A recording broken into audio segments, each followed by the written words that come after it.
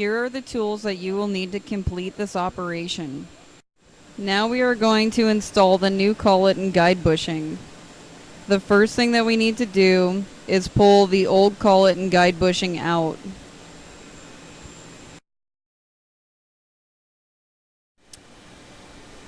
Open the door and move the headstock back all the way by going into the manual operation mode and selecting the Z axis. Use the hand wheel and jog the Z axis in a negative direction until it is all the way back.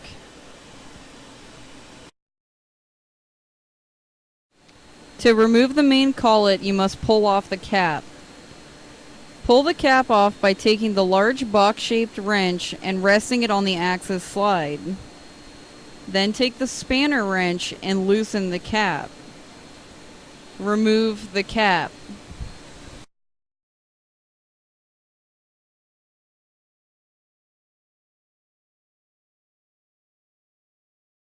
Now we can remove the main collet.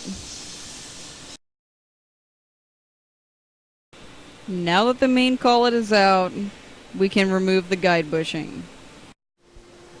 Start by lining up the wrench with the holes in the nut and then loosen the set screw.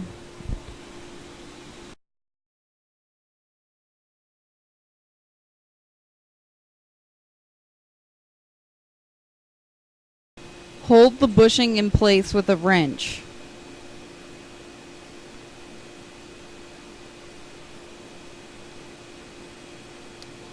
Then turn the wrench that is secured onto the guide bushing nut counterclockwise.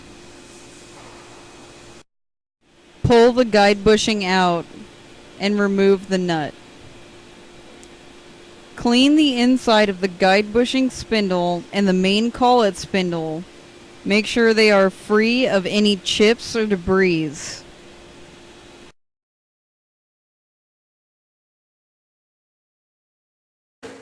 Now we are ready to reinstall the main collet. There is a spring located inside the sleeve of the main collet. Make sure that it is functioning properly before putting the cap back on. Put the cap back on and tighten it until it is snug.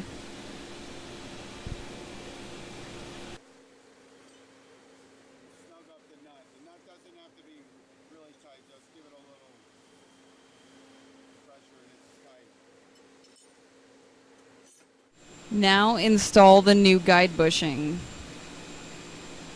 There is a keyway on the bushing that needs to be aligned inside the spindle.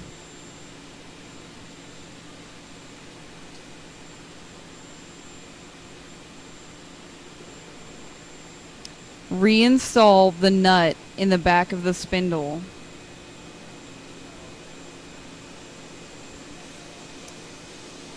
Make sure to leave the guide bushing loose to allow for the new size of material to safely enter the guide bushing.